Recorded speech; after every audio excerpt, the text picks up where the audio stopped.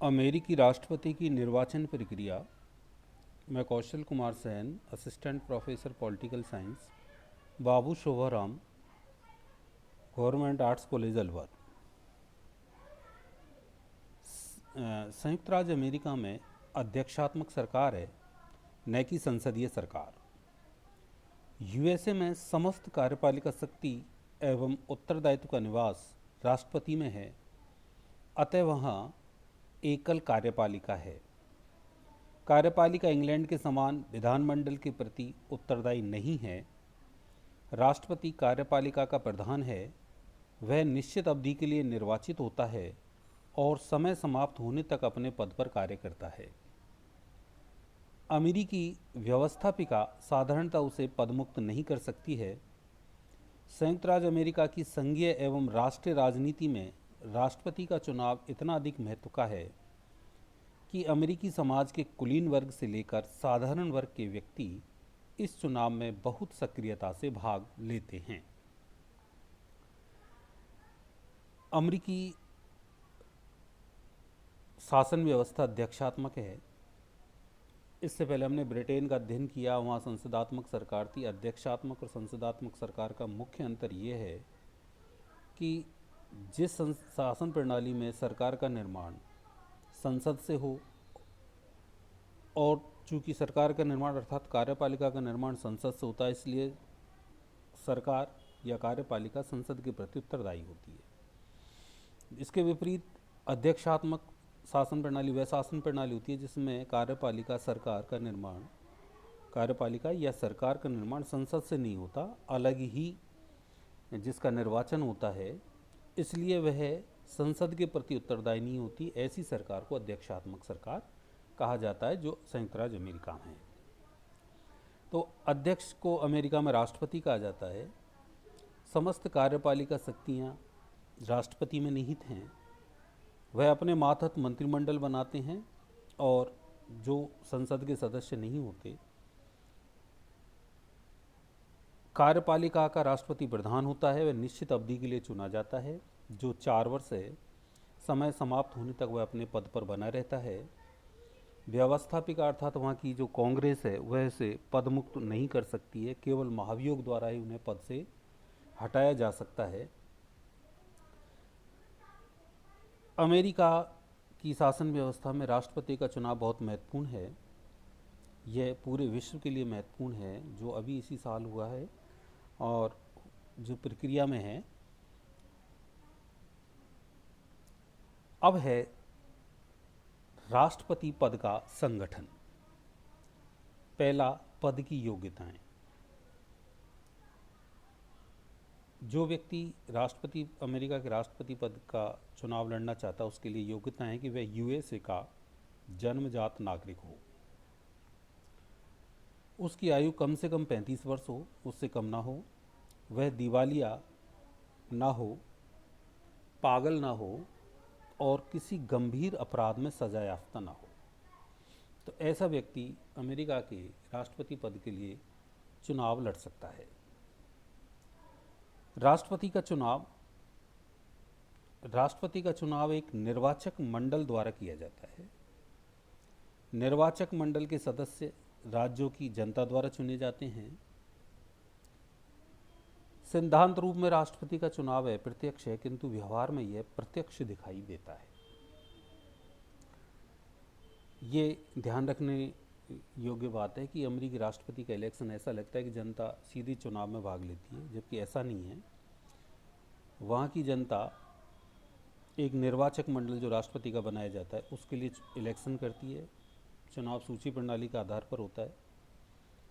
तो प्रत्येक राज्य की में सूची प्रणाली का आधार पर निर्वाचक मंडल के सदस्यों का इलेक्शन होता है। ये नवंबर माह में होता है और दिसंबर माह में निर्वाचक मंडल द्वारा राष्ट्रपति का इलेक्शन होता है। इस प्रकार राष्ट्रपति का चुनाव अप्रत्यक्ष है, किंतु ये दिखाई प्रत्यक्ष देता है।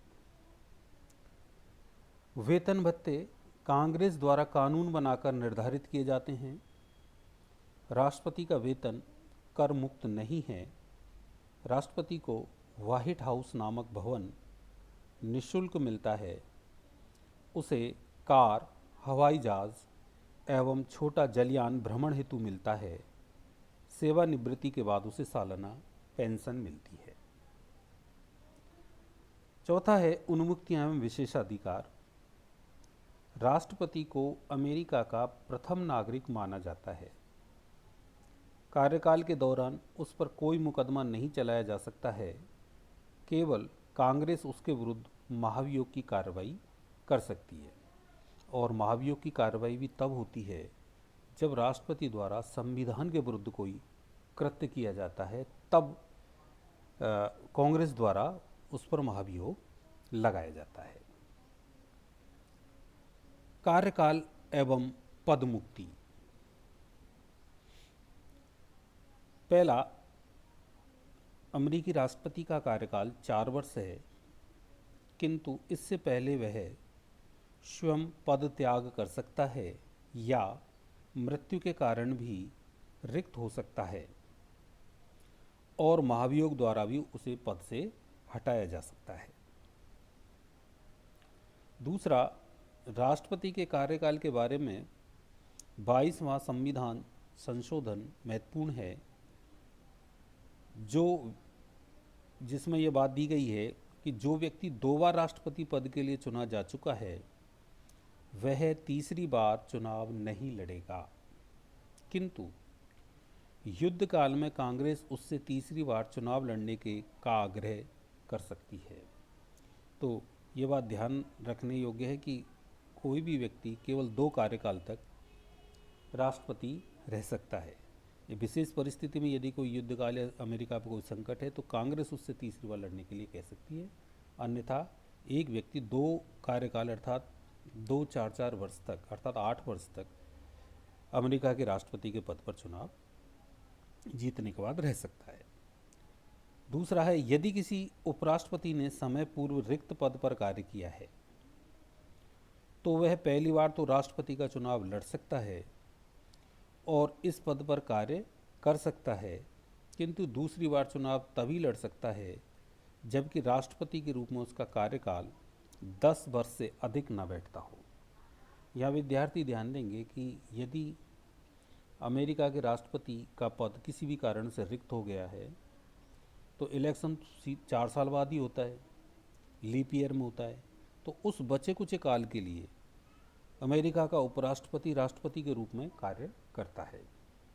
मान लीजिए राष्ट्रपति इलेक्शन के 1 साल बाद ही राष्ट्रपति का पद किसी भी कारण से खाली हो गया है, तो अब उनका कार्यकाल जो राष्ट्रपति खाली करके गए उनका 3 साल बचता है, तो 3 साल उपराष्ट्रपति राष्ट्रपति रहेंगे।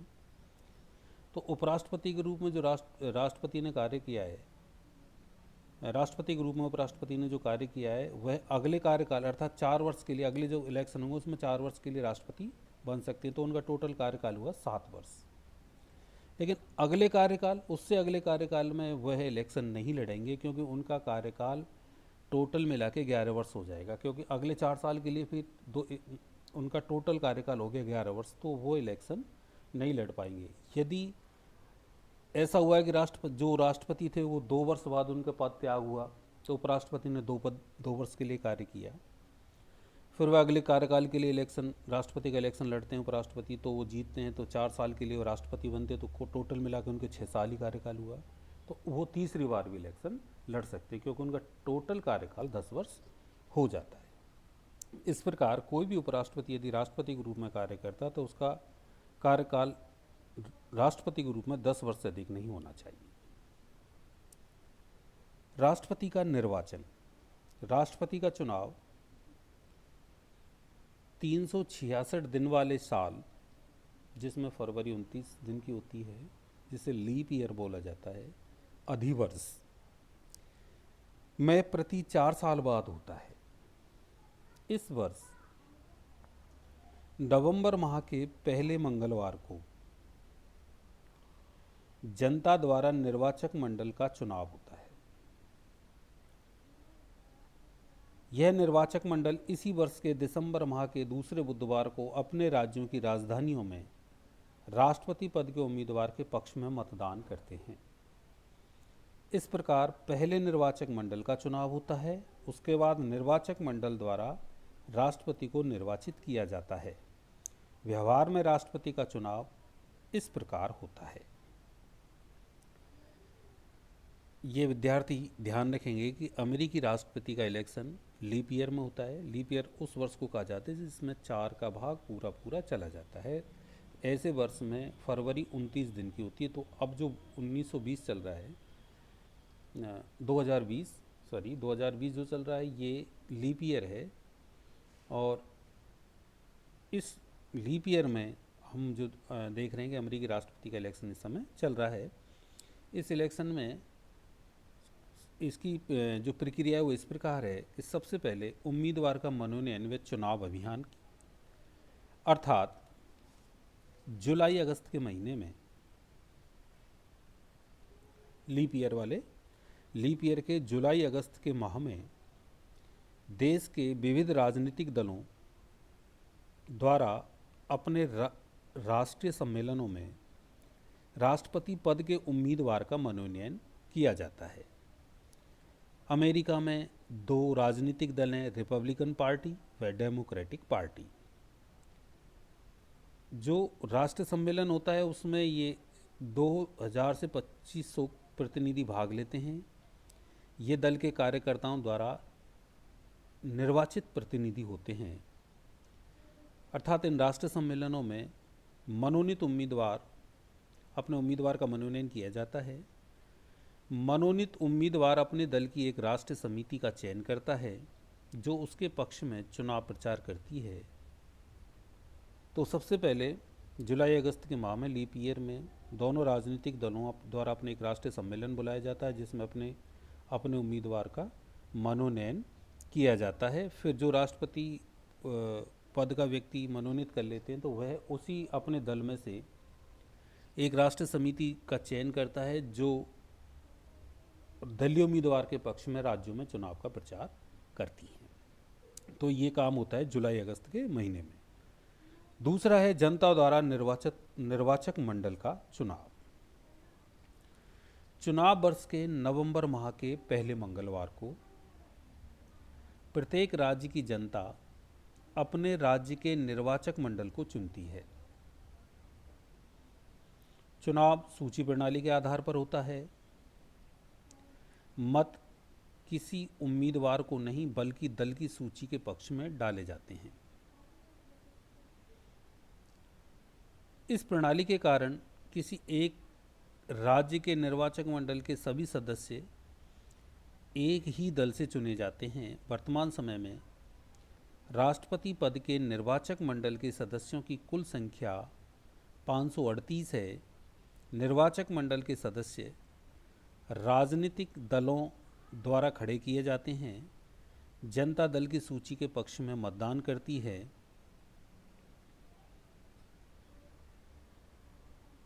निर्वाचक मंडल के सदस्यों की कुल संख्या 538 है, जिनमें 100 सदस्य सीनेट के सदस्यों के बराबर प्लस 535 प्रतिनिधि सदन के सदस्यों के बराबर,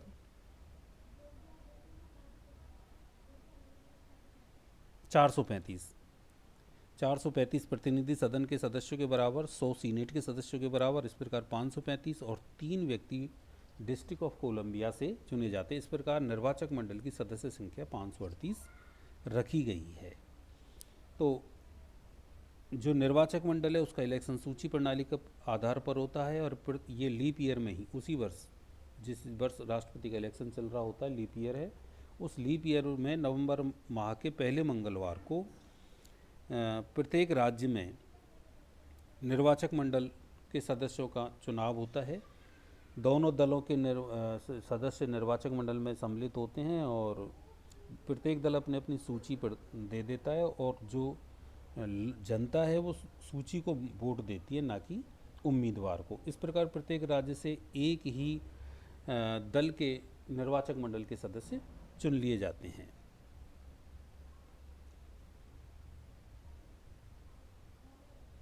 सदस्य संख्या 538 है, ये तथ्य ध्यान रखना है।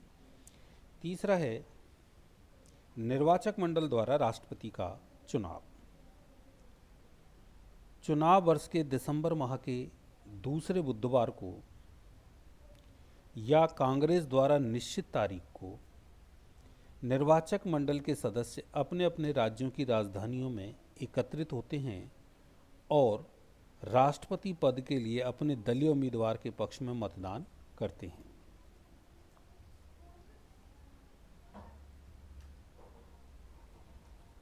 ये दूसरा चरण है कि जैसे ही लीप ईयर का दिसंबर माह आता तो उसके दूसरे बुधवार को या कांग्रेस द्वारा निश्चित तारीख को निर्वाचक मंडल के सदस्य अपने अपने राज्यों की राजधानियों में एकत्रित होते हैं और अपने राष्ट्रपति पद के उम्मीदवार के पक्ष में मतदान करते हैं। निर्वाचक मंडल द्वारा राष्ट्रपति का चुनाव औपचारिकता मात्र है, क्योंकि ऑग एवं रे के अनुसार निर्वाचक मंडल के सदस्य अपने दल की रिकॉर्डिंग मशीन मात्र होते हैं। निर्वाचक मंडल जैसी हमने देखा कि नवंबर माह के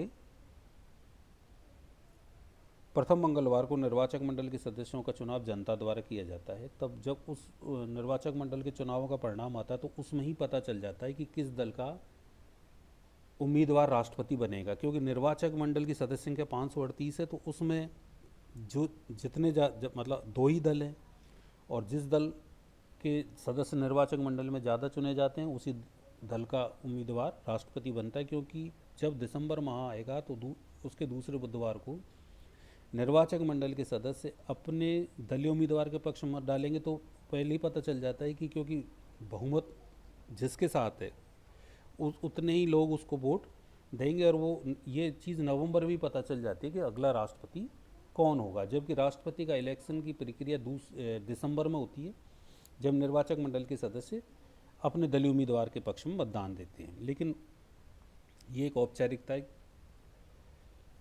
चौथा है मतगणना एवं परिणाम की घोषणा। अगले साल 6 जनवरी को सीनेट का अस्थायी अध्यक्ष दोनों सदनों के सदस्यों के सामने मतगणना करता है और स्पष्ट बहुमत प्राप्त उम्मीदवार को राष्ट्रपति घोषित करता है।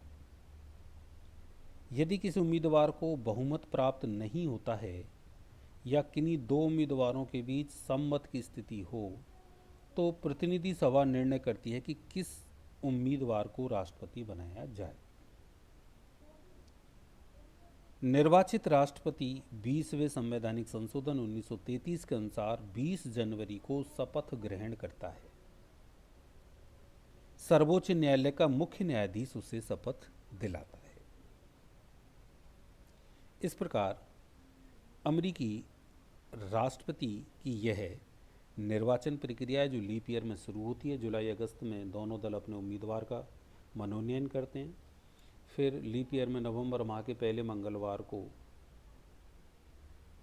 प्रत्येक राज्य में निर्वाचक मंडल का इलेक्शन होता है। जनता द्वारा निर्वाचक मंडल की सूची को वोट दिए जाते हैं। उसके बाद दिसंबर माह के दूसरे बुधवार को निर्वाचक मंडल के सदस्यों द्वारा राष्ट्रपति पद के उम्मीदवार को वोट दिए जाते हैं।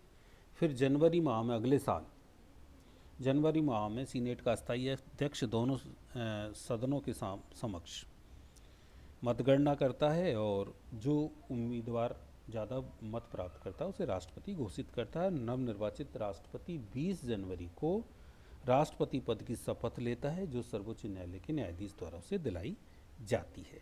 इस प्रकार अमेरिकी राष्ट्रपति का इलेक्शन पूर्ण होता है। धन्यवाद।